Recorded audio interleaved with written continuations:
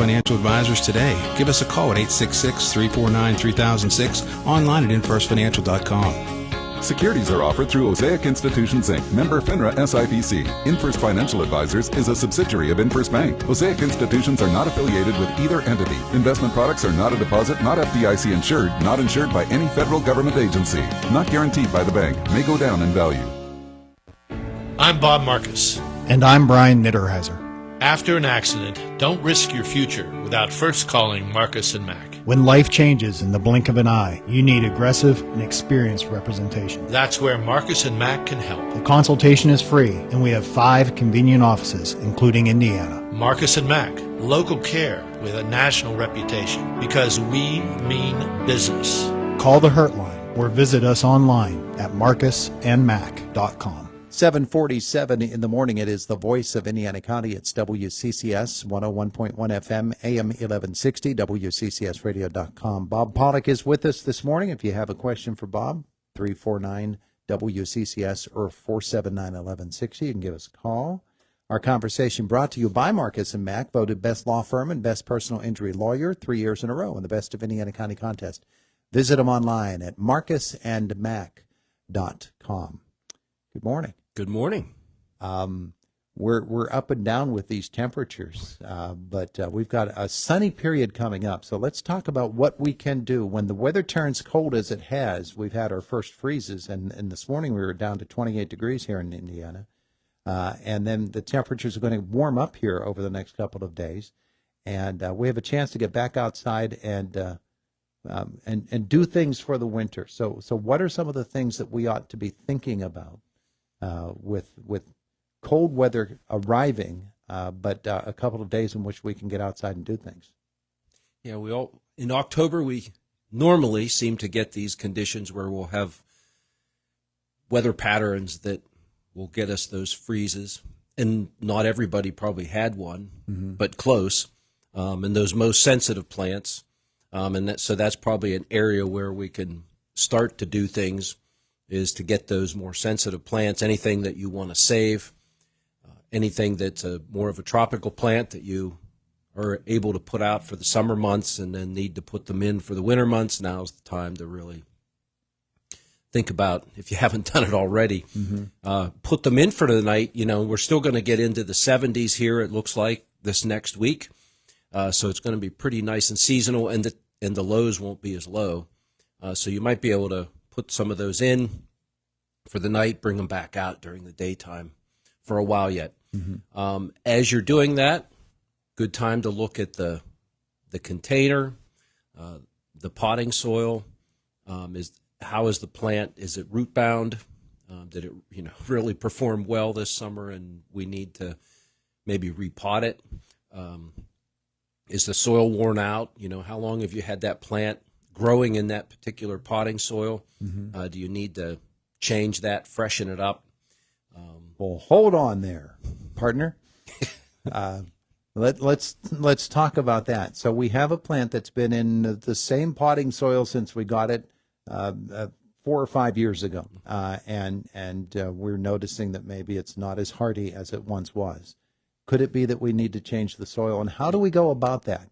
Because you're picturing something where you're taking the soil bulb out of that pot, and then you're just breaking it away till you have bare roots there.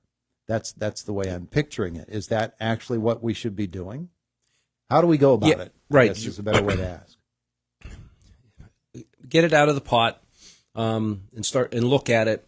And are there roots completely going in circles around that whole pot? Where the roots hit that edge of that hard surface. They can't go through it, so they're going to keep growing, but they got to grow in circles. So when we get a plant that's in that condition, then we have to chop roots. Okay. We have to literally go into there. You can take a utility knife. And different root systems will vary on their strength and toughness. Some are more woody. Some will slice very easily. Yeah. But to cut into that, if we leave them growing in a circle, those roots will grow over each other and intertwine in each other, and eventually they'll girdle each other, meaning they'll kill each other. So we need to cut those so that then they can start to rebranch again. That'll open up that ball. And sometimes those plants can get so dense, that root system, that you can't get any soil out of them. You just need to cut that layer off. And you can actually slice, into that ball, or take a layer off the end. Essentially shrink the whole diameter of that root ball. You can be that vigorous about it. So you have to look at that root system. How dense is it? How confined? How many circling roots? And then address that. And then, and if there aren't as many roots in there, some plants really have some tender, really delicate root systems. So we want to be really careful with those. We don't want to damage too many of those, because that will then affect the overall health of the plant. And then, if you can tease that soil out, the structure of that soil can change as we go through time. The other thing that we can build up in pots is salt content. So if your water quality that you use, whether it's a municipal water or whether it's well water or cistern, those waters are all different in their nutrient contents, their pH, their hardness. And so you can build up salts, very hard, crusty material that will build up within that soil, also on the pot, the container too. And it's very difficult to get that off once that all forms on there. So that's another reason we may want to freshen up that soil, is to remove some of those deposits that are there, and get new soil in there, which will have a better soil structure too. You can get compaction, and those particles will over time break down, and so you have a finer texture soil, which might hold water more, which may not, it might be good for the plant, it might not be good for the plant. Reasoning wise there, different plants, some like it damper, some like it drier. So freshen up that soil if you need to. And then look at the plant itself. Do we need to upsize the container, one size? And now's a good time to do that, get all that mess done, and then we can bring those plants in. And then you can even do this now for other plants that you've left in the house all the time. Some of the tropicals that you might have? Yes. Yeah. Just check them. Good time of the year to do that, and get everything ready for the winter season. And just go through and check those plants. And it might be that the soil structure is okay, the plant's okay, but maybe those salts have built up in that container. And just for that reason, we want to clean that out, maybe have to change the container, and then maybe change or add some soil, mix some soil into those, freshen them up. Yeah. Gives you a chance to get your hands dirty too, it does. Through the wintertime. Oh, yeah. Yeah, and that's something you can work on over the winter, too, if you have a place, a workbench, an area, potting bench, that you can use for that, and work on those things over time. And splitting plants is another thing. A number of different tropicals and